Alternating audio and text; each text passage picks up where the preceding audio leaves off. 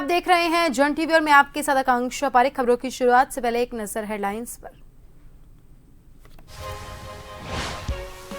मंत्रिमंडल विस्तार की खबरों पर सीएम धामी ने लगाया विराम। मुख्यमंत्री ने दिल्ली दौरे को बताया व्यक्तिगत दौरा। कार्यक्रम में सम्मिलित होने के लिए गए थे राजधानी।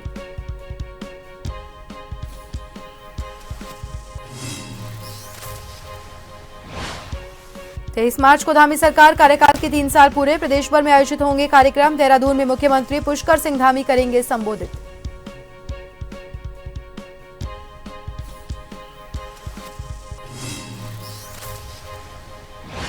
मुख्यमंत्री धामी ने कृषि विभाग की समीक्षा की। एग्रीकल्चर विभाग के आला अधिकारी रहे मौजूद। किसानों के मुद्दों पर की गई चर्चा।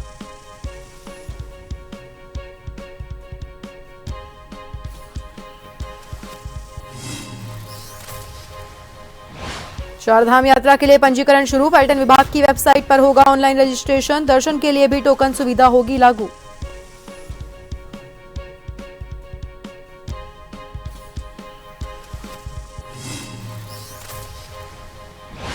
और बद्रीनाथ धाम ढका बर्फ की सफेद चादर से आसपास का नजारा हुआ बेहद खूबसूरत। तापमान में गिरावट से ठंड बरकरार।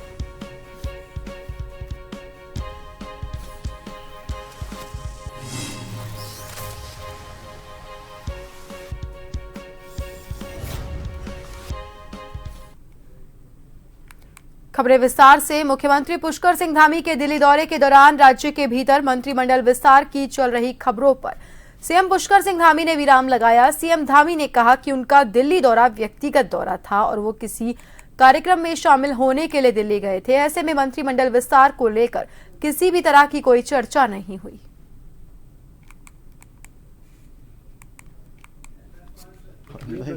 नहीं, इस बार मंत्रिमंडल की बात नहीं हुई है, क्योंकि इस बार मैं व्यक्तिगत कार्यक्रमों में गया था और मुझे कुछ समारोह में भी शामिल होना था कुछ जगह पर। और खबर पर ज्यादा जानकारी के लिए हमारे साथ हमारे उत्तराखंड के bureau chief SN Pant phone line पर जुड़ गए हैं।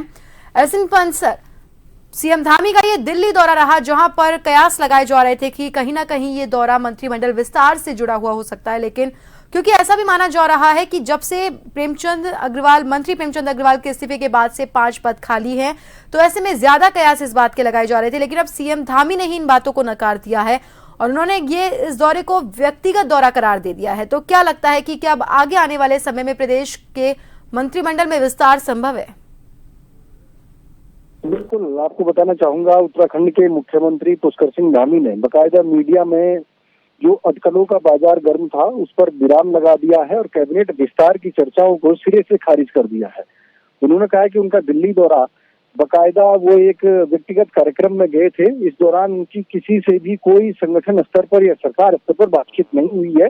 लेकिन आकांक्षा, आप यकीन मानिए कि कुछ ही घंटों का वक्त शेष है। ऐसे में दायित्वधारियों की सूची जो तैयार हो रही है सरकार स्तर पर, संगठन स्तर पर, वो सूची जरूर जारी कर दी जाएगी, क्योंकि कार्यकर्ताओं का मनोबल बढ़ाने के लिए पार्टी स्तर पर और सरकार स्तर पर कहीं ना कहीं ये फैसला लेना पड़ता है। हालांकि कैबिनेट विस्तार को लेकर के मुख्यमंत्री का अपना विशेषाधिकार है, लेकिन दिल्ली से ही लिस्ट की जो स्क्रूटनी है वो दिल्ली से ही तय होनी है कि किस मंत्री को हटाया जाना है, किस मंत्री का विभाग बदलना है, किस नए चेहरे को मंत्रालय का प्रभार सौंपना है, ये दिल्ली तय करेगा। और दिल्ली तय करने के लिए मुख्यमंत्री ने अपनी पसंदीदा जो सूची है वो दिल्ली के दरबार में रख दी होगी। और जहां तक जानकारी मिली है कि संगठन के स्तर से दायित्वधारियों की सूची पहले जारी कर दी जाएगी और कैबिनेट विस्तार बाद में किया जाएगा। कैबिनेट विस्तार को लेकर के तमाम समीकरण साधने की आवश्यकता है, चाहे क्षेत्रीय समीकरण हो, जातिगत समीकरण हो, क्योंकि आगामी त्रिस्तरीय पंचायत का चुनाव अप्रैल से मई के महीने में हो सकता है। वहां पर भी सरकार को ग्राउंड पर जाना होगा। और इसके अलावा 2027 विधानसभा चुनाव सरकार को अपने चेहरे पर चुनाव लड़ना होगा। ऐसे में किसी भी कार्यकर्ता की नाराजगी या संगठन की नाराजगी झेलने का वक्त इस समय मुख्यमंत्री के पास नहीं होगा, इसीलिए वो सबको साथ लेकर चलना चाहते हैं। जी, बहुत बहुत धन्यवाद एसएन पंत सर हमसे जुड़ने के लिए, तमाम जानकारी के लिए। तो आपको बता दें कि सीएम धामी दिल्ली दौरे पर गए थे जहां पर मंत्रिमंडल विस्तार को लेकर चर्चाएं तेज थी और कहीं ना कहीं उन्होंने ही इन पूरी बातों पर विराम लगा दिया है। लेकिन ऐसा भी माना जा रहा है कि सीएम धामी ने अपने पसंदीदा लोगों की सूची जो है वो दिल्ली दरबार में सौंप दी है। अब ये तो वक्त ही बताएगा कि क्या प्रदेश के मंत्रिमंडल में विस्तार होता है या नहीं। उत्तराखंड के मुख्यमंत्री पुष्कर सिंह धामी ने सीएम पद पर अपने 3 साल का कार्यकाल पूरा कर लिया है। मुख्यमंत्री धामी ने कहा उनकी सरकार के 3 साल पूरे होने जा रहे हैं। ऐसे में सरकार ने इन 3 सालों में राज्य के विकास के लिए कई ऐसे कठोर कदम उठाए जो भविष्य के लिए ऐतिहासिक होंगे। मुख्यमंत्री पुष्कर सिंह धामी ने कहा राज्य में समान नागरिक संहिता कानून हो या सख्त भू कानून हो या फिर सख्त धर्मांतरण कानून हो, सभी राज्य के लिए ऐतिहासिक है। सीएम धामी ने कहा कि राज्य के विकास के लिए सरकार संकल्पबद्ध है। सीएम धामी ने यह भी कहा पीएम मोदी के मार्गदर्शन में उनकी सरकार जनहित के लिए काम करती रहेगी।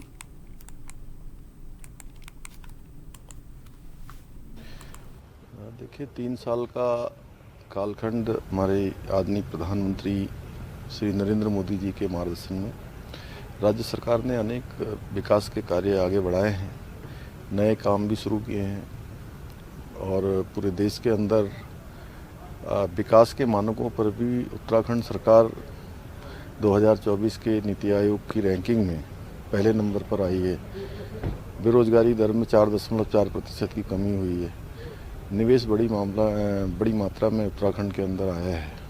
रोजगार का सृजन हो रहा है। अनेक नवाचार के काम आगे बढ़े हैं। अनेक ऐतिहासिक निर्णय इन 3 सालों में लिए गए हैं, चाहे वो पूरे देश के अंदर देश की आज़ादी के बाद सबसे पहले समान नागरिक संहिता यूसीसी लागू करना हो या नकल विरोधी कानून लागू करना हो। और नकल विरोधी कानून पूरे देश के अंदर एक ऐसा कानून उत्तराखंड राज्य के अंदर लागू हुआ जो अन्य प्रदेशों के लिए भी एक।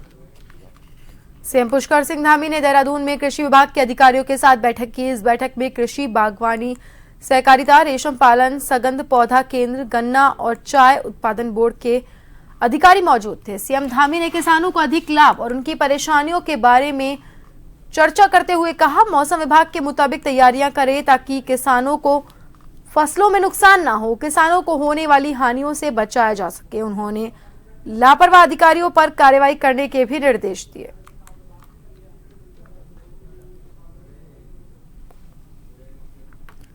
मुख्यमंत्री पुष्कर सिंह धामी ने सीएम हेल्पलाइन की समीक्षा के दौरान अधिकारियों को निर्देश दिए कि शिकायतों का निस्तारण करने में देरी ना करें। मुख्यमंत्री धामी ने कहा L1 स्तर पर शिकायतों के निस्तारण को लेकर 36 दिन की समय सीमा दी गई है और अगर उससे ऊपर समस्या का निदान नहीं होता तो फिर जवाबी कार्रवाई में जिम्मेदार अधिकारियों के खिलाफ भी कार्रवाई की जाएगी। सीएम धामी ने कहा जिस स्तर की समस्या है उस स्तर पर अधिकारी को उस समस्या का समाधान करना चाहिए, ना कि उसे पेंडिंग रखना चाहिए।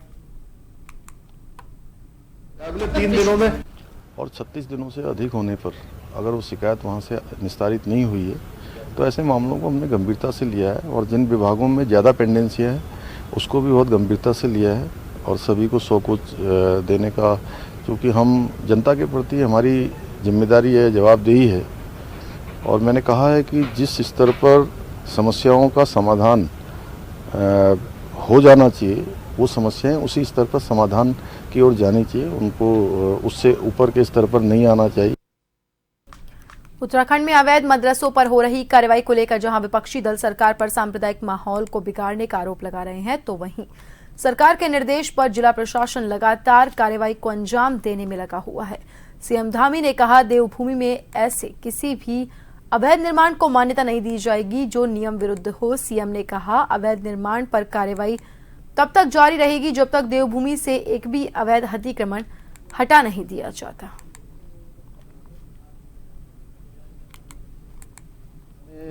पहले ही कहा था कि जितने भी अवैध अतिक्रमण हैं, अवैध निर्माण हैं, चाहे वो भूमि पर अवैध अतिक्रमण हो या अवैध मदरसे हों, वो देवभूमि उत्तराखंड में किसी भी कीमत पर उनको मान्यता नहीं मिलेगी, उनके खिलाफ कार्रवाई होगी और ये कार्रवाई हमारी अनवरत रूप से जारी रहेगी जब तक कि ये पूरी तरह से जो है अतिक्रमण से मुक्त न हो जाए, अवैध जो स्थितियां हैं वो समाप्त न हो जाए। रामनगर का जब से सरकारी अस्पताल पीपीपी मोड पर आ गया है तब से लगातार स्वास्थ्य सुविधाओं को लेकर चर्चाओं में है। इस अस्पताल को पीपीपी मोड से हटाए जाने को लेकर कई संगठनों द्वारा कई बार धरना प्रदर्शन किया जा चुका है, तो वहीं रामनगर के सरकारी अस्पताल की लचर सुविधाओं के चलते मरीज को या तो रेफर किया जाता है या फिर उपचार न मिलने की वजह से कई मरीज दम तोड़ देते हैं। प्रदेश के स्वास्थ्य मंत्री डॉक्टर धन सिंह रावत के सामने भी जनता के साथ कुछ भाजपा कार्यकर्ताओं ने भी इस अस्पताल को पीपीपी मोड से हटाने की बात कही। देखिए, 2020 में रामनगर का जो सरकारी अस्पताल था, इसे सरकार द्वारा अपने फायदे के लिए पीपीपी मोड पर दे दिया गया था और 2020 और 21 में कोविड की लहर आई थी। आपने देखा होगा उसमें यहाँ पे कोई भी स्वास्थ्य सेवाएं ठीक नहीं थी, लचर स्वास्थ्य सेवाएं थी, जिस कारण कई लोगों ने अपनी जान से हाथ धोया। और लगातार शिकायतें मिलने के बाद हमने लगभग 10 या 15 धरने प्रदर्शन हमने यहाँ पे इस अस्पताल के बाहर कर दिए हैं आज तक, लेकिन सरकार के कानून में जू नहीं रेंग रही है। पीपीपी मोड पर दिया गया है, प्राइवेट इसे बना दिया गया है, बाउंसर तक यहाँ पर रखे गए हैं, जिसको लेकर हमने और भी संगठनों ने मांग की और भारतीय जनता पार्टी के नेताओं ने, भारतीय जनता पार्टी के जो स्वास्थ्य मंत्री है, उन्होंने स्वयं कहा था, जब कुपी बस हादसा हुआ था, उन्होंने स्वयं कहा था कि इसे सारे अस्पतालों को पीपीपी मोड से, उत्तराखंड के जितने भी अस्पतालों ने पीपीपी मोड से हटाया जाएगा। लेकिन उन्होंने एक सफेद झूठ बोला था। आज पुनः मार्च में ये हटना था, पुनः ये जो है 3 माह के लिए बढ़ने जा रहा है, जिसको लेकर हमने आज यहाँ पे 24 घंटे का हमने अन्न जल त्याग रखा है। हम 24 घंटे तक ना पानी पियेंगे ना खाना खाएंगे। हमारे 4 साथी और मेरे यहाँ पे बैठे हुए हैं। काशीपुरा से खबर है, जहां राशन कार्ड के नियमितीकरण को लेकर क्षेत्रीय खाद्य अधिकारी कार्यालय और उप जिलाधिकारी के समक्ष कांग्रेस कार्यकर्ताओं ने हल्ला बोल कार्यक्रम के तहत धरना प्रदर्शन करते हुए विभाग की कार्यशैली पर गंभीर सवाल खड़े किए। कांग्रेस कार्यकर्ताओं ने कहा, सफेद और गुलाबी कार्ड धारकों को विभागीय राहत नहीं मिली तो आंदोलन को उग्र किया जाएगा। धरना प्रदर्शन में बड़ी तादाद में इकट्ठा हुए कांग्रेस कार्यकर्ताओं ने प्रतापपुर में लगाए गए एक टावर को लेकर परगना मजिस्ट्रेट को भी घेरा। हमारी गरीबी रेखा के नीचे जो आते हैं, गुलाबी और सफ़ेद राशन कार्ड पिछले 1.5 साल से पोर्टल बंद पड़ा है। हमारे ग्राम पंचायतें पूरे काशीपुर में गरीबी रेखा से नीचे जीवन यापन करने वाले लोग हैं। उन बेचारों का अगर गुलाबी और राशन कार्ड बंद हो जाएगा, सफ़ेद राशन कार्ड बंद हो जाएगा, तो उनको राशन कहाँ मिलेगा। आज यहाँ मैंने जो हल्ला बोल कार्यक्रम है, वो हल्ला बोल कार्यक्रम का उद्देश्य है कि तत्काल मैं माननीय मुख्यमंत्री जी से, उत्तराखंड सरकार से निवेदन करूँगा, खाद्य पूर्ति वालों से निवेदन करूँगी, तत्काल उनको 1 हफ्ते के अंदर वो अपना पोर्टल खोलें। अगर वो अपना पोर्टल नहीं खोलते हैं तो मेरा 2 दिवसीय धरना अगली बार इनके गेट के सामने होगा। अगर फिर भी नहीं खोलेंगे तो मेरा जो है अगली बार यहाँ पर मैं आमरण अनशन पर बैठूंगा। इनको तत्काल मैं इनसे निवेदन करूंगा, खाद्य पूर्ति कार्यालय वाले अधिकारियों से, कि तत्काल जो गरीबी रेखा से नीचे जीवन यापन कर रहे हैं, उनका राशन कार्ड का पोर्टल तुरंत खोला जाए। और फिलहाल के लिए रुकेंगे एक ब्रेक के लिए।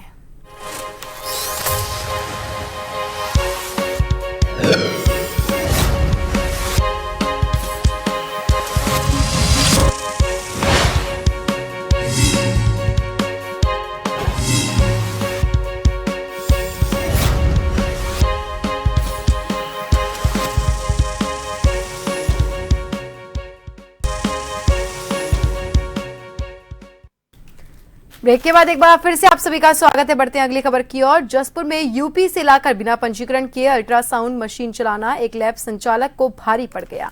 सामुदायिक स्वास्थ्य केंद्र के अधीक्षक ने एसडीएम और पुलिस प्रशासन को बुलाकर मशीन को सील कर पुलिस को सौंप दिया। मामले की रिपोर्ट बनाकर पुलिस और स्वास्थ्य अधिकारियों को भेज दी गई। पुलिस ने लैब संचालक को हिरासत में लिया है। और ये जो खुशी पैथोलॉजी लैब है, इसमें सूचना थी कि व्यक्तियों द्वारा यहाँ पे अल्ट्रासाउंड किए जाते हैं और कभी कभी आकर के इस तरीके से किए जा रहे हैं। और ये भी सूचना थी कि इनके पास जो मशीन है वो रजिस्टर्ड नहीं है इनके नाम पे। तो इसी क्रम में ये औचक निरीक्षण आज किया गया है सीएमएस साहब के द्वारा। बाद में हम लोग बीच में आए हैं और यहाँ से एक मशीन बरामद हुई है। हालांकि जो लोग ऑपरेट करते थे इस मशीन को, वो तो फरार हो गए थे, लेकिन यहाँ से एक मशीन बरामद हुई है जिसको सील कर लिया गया है। नियमानुसार जो कार्रवाई बनती है वो की गई है। हम लोग अस्पताल में ही बैठे थे, तो बाहर जा ही रहे थे रूटीन एक चेकअप पे। तो अस्पताल के गेट से जैसे बाहर निकले तो उधर साइड में एक हलचल सी देखी, तो हम लोग अपने स्टाफ के साथ खुशी पैथोलॉजी लैब को चेक करने चले गए। तो वहाँ पर अंदर हमें उसके संचालक कोमल सिंह वो एक्सरे रूम में बैठे थे। उनके बगल वाले रूम में कोई दो तीन लोग निकल कर गए। तो हमें कुछ संदेह हुआ तो हमने वो खोल कर देखा तो अंदर एक अल्ट्रासाउंड की मशीन रखी है। तो उसी को फिर संदर्भ में हमने जिलाधिकारी से बात की, तो उप जिलाधिकारी महोदय ने के निर्देश पर उसमें आगे की कार्यवाही की गई।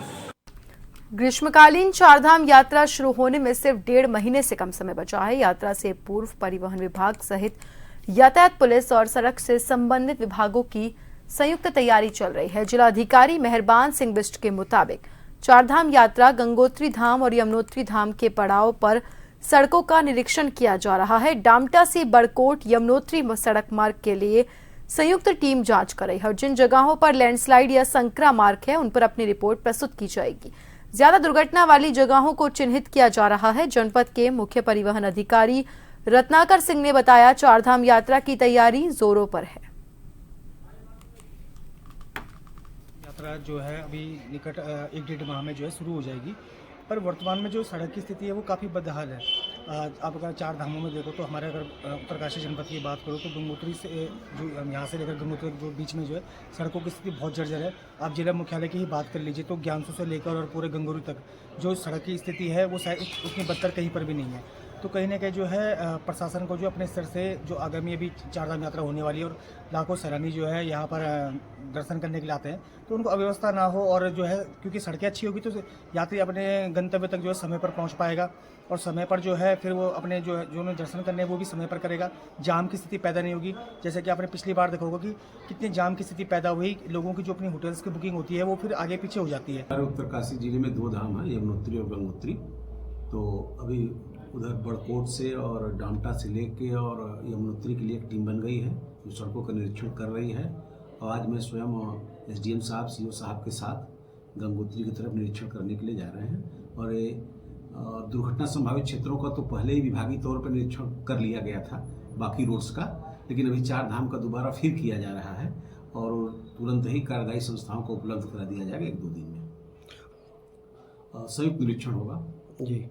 अब तो पहले भी गंगनानी तक गए थे, वहाँ पे खंडितान उसके लिए थोड़ा मार्ग सकरा है, वहाँ पे उसका DM साहब का भी निर्देश था कि जहाँ जहाँ मार्ग सकरा है उसका निरीक्षण कर लीजिए, कहाँ कहाँ पैराफिट नहीं है, सारी चीजें हैं। उत्तराखंड में चारधाम यात्रा के लिए आधार कार्ड नंबर के माध्यम से ऑनलाइन पंजीकरण आज से शुरू हो गया। चारधाम यात्रा 30 अप्रैल से गंगोत्री और यमुनोत्री धाम के कपाट खुलने के साथ शुरू होगी, तो वहीं 2 मई को केदारनाथ और 4 मई को बद्रीनाथ धाम के कपाट भक्तों के दर्शन के लिए खोल दिए जाएंगे।